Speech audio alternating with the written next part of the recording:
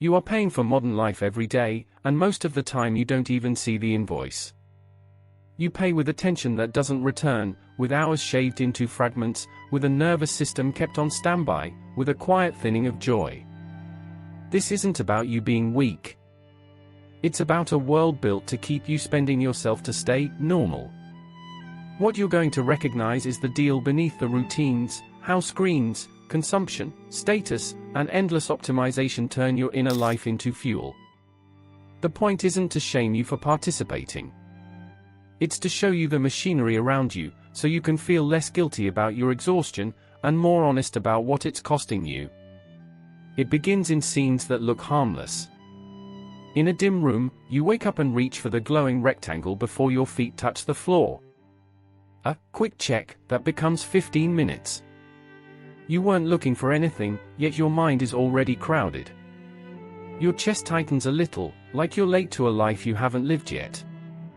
Then the day starts. Work, errands, messages, tabs. Everything asks for a response. You tell yourself you're just staying connected. But a part of you knows you're being kept available. This is how the cage looks now. It doesn't clang. It pings. And because it pings, you answer. You answer your boss, your friends, your family. You answer in the language of politeness. You answer with your best self, even when you're running on fumes. You feel small. You keep going. What it feels like inside isn't always misery. It's extraction. Time is taken in amounts so tiny you can't point to the moment it disappeared. Attention is drained so steadily you start believing scattered is just your personality. You adapt. You live half in the room and half somewhere else, pulled toward what's next. And the more fragmented you become, the easier you are to steer. Because a tired person doesn't argue with the world. A tired person wants relief. A delivery. A new purchase. A new plan. There's a small grief in realizing how often you've paid for comfort just to make the day bearable. You're not foolish for it. You're responding to pressure that's everywhere and hard to name. This era sells more than objects. It sells moods. It sells the promise that your restlessness is solvable if you buy the right solution and keep the right pace. And status adds its own quiet whip. You learn to measure worth through what can be displayed, output, lifestyle, progress. So you keep paying. You pay with weekends spent recovering instead of living. You pay with sleep that never goes deep. You pay with a background anxiety that makes silence feel suspicious. Some nights you think, is this it? And then you feel ashamed for even asking. This isn't a defect in you. It's structural fatigue. The treadmill is designed to feel like choice. Work expands, and the culture hands you coping mechanisms that keep you functional enough to continue, endless entertainment so you don't sit with your emptiness, endless advice so you don't trust your instincts. Your attention becomes a resource mined by forces that never meet your eyes. And the most intimate cost is what it does to your inner voice. When life becomes transactions, time for money, money for comfort, comfort for survival, you start speaking to yourself like a manager. Optimize. Track. Push. Judge. You try to turn your soul into a schedule. No wonder you're tired. Somewhere in you, there's a part that remembers slower days. Not perfect days. Just days where your mind had space to wander without being monoized. That part isn't childish. It's sane. So when you feel drained, numb, irritable, or strangely hollow after doing everything right, you're not broken. You're noticing the cost of a life that treats humans as engines. And the first act of freedom isn't dramatic.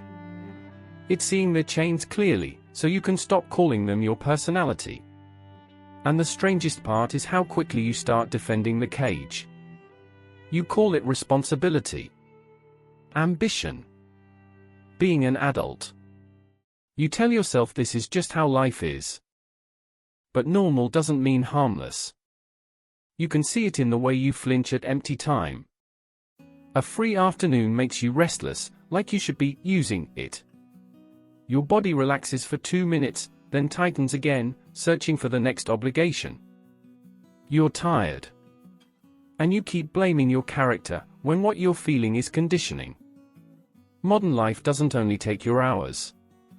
It trains your attention to be interruptible.